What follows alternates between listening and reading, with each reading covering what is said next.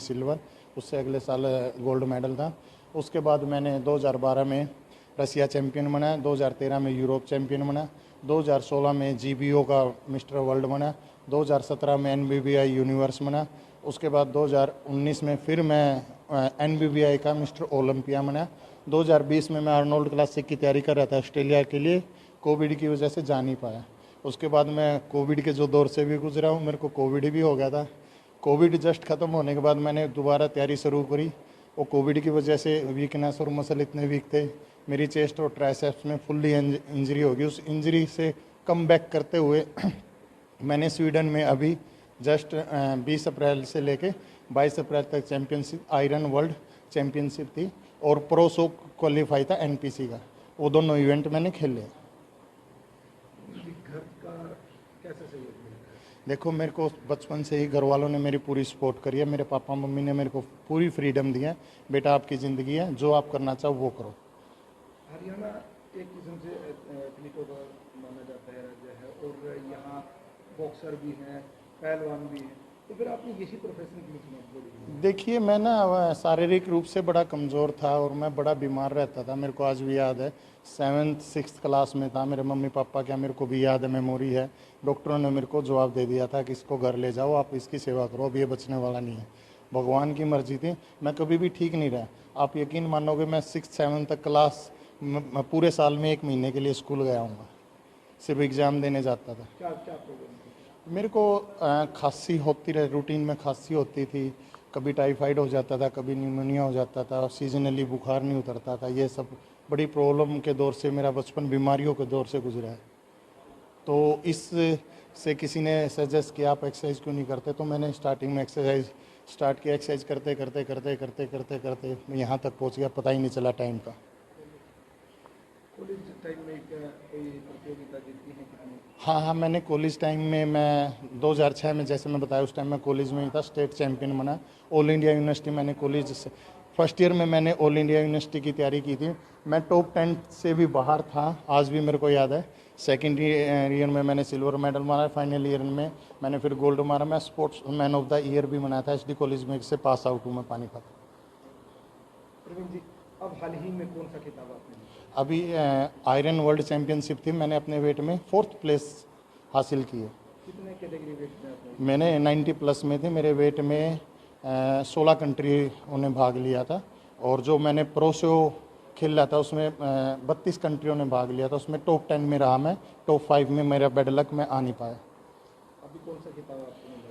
अभी मैं world championship में 4th प्लेस है अपने वेट में, आयरन वर्ल्ड चैम्पियनशिप।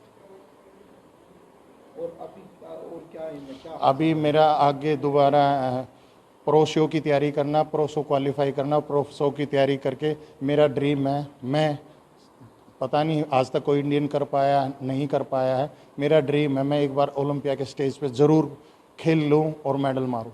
ये हर इंडियन बॉडी बिल्डर का सपना है, मेरा भी यही सपना है, मैं उसी की तैयारी में लगूंगा आगे। और स्पोर्ट्स हैं जिस तरह पैसा बहुत है, पर इस स्पोर्ट जो आपका ये बॉडी बिल्डिंग का है, इसमें बहुत कम पैसा है और इन्वेस्टमेंट ज़्यादा है, इसमें ज़्यादा है। कैसे खर्च पूरा होता है? पता नहीं, भगवान करवाता है। मेरा मानना ये है, इंसान को सिर्फ मेहनत करनी चाहिए।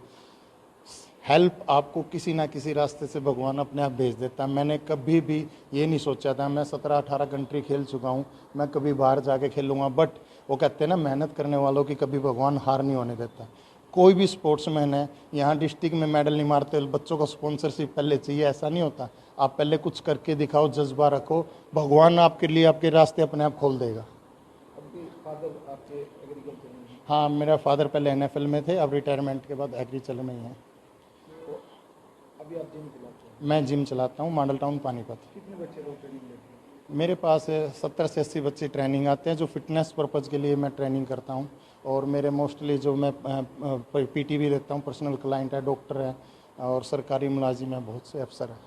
कुछ लोग ऐसे भी आते हैं कि जो आर्थिक रूप से कमज़ोर हैं और उनसे कुछ। देखिए, मैं सिर्फ टैलेंटेड बच्चों की तलाश में रहता हूँ। यदि कोई स्पोर्ट्समैन है अच्छे लेवल का और उसके पास पैसे की कमी है, हमारा एक न्यूट्रिशन स्टोर भी है, मेरे फ्रेंड का केसरी न्यूट्रिशन, हम उनको स्पॉन्सरशिप भी देते हैं, बट कंडीशन है क्या, बच्चे के अंदर टैलेंटेड होना चाहिए, कुछ करके दे।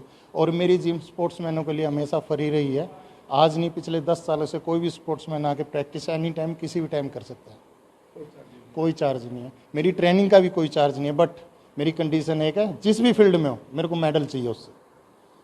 यूथ आजकल एक नशे की तरफ जल्दी दौड़ता है, स्पोर्ट्स को छोड़ देगा तो नशे की जल्दी चीज़ को जल्दी रोकता है। क्या मानते हैं कि किस तरह देखिए आजकल हमारा यूथ मेरे ख्याल से बहुत ही गलत दिशा में जा रहा है। इस नेट ने ऐसी की तैसी कर दी है, रील बनाना ये सब बनाना बच्चों को बड़ा लगता है इनकम सोर्स है, ऐसा कुछ नहीं है। हर कोई रील बनाने वाला पैसे नहीं कमा रहा है, कोई बंदा बना रहा है। अच्छा फिजिकली एक्टिविटी कोई भी नहीं कर रहा है, वीक होते जा रहे हैं। वो क्या देश की रक्षा करेंगे जो फिजिकली वीक है। और हमारा खान पान ऐसा हो गया, शरीर में कुछ जान ही नहीं, कुछ करने का मन ही नहीं करता। हम क्या करते हैं, फास्ट फूड खा रहे हैं, जंक फूड खा रहे हैं, तो शरीर में जान कहाँ से आएगी। भाई देसी खाना खाओ, शरीर में जान होगी तो कुछ करने का मन अपने आप करेगा। हमारे बड़े बुजुर्ग भी कहते थे भाई खाओगा पियोगा जब तो कुछ करेगा, खाओगा नहीं पियोगा नहीं तो कैसे कुछ करेगा। ये पिज़्ज़ा बर्गर में क्या ताकत थोड़ा होती है, मैदा वो तो यार रातों में जाके चिपेगा, उल्टा आपको कैंसर की प्रॉब्लम और हो जाएगी। बट यूथ को समझ में नहीं आ रही।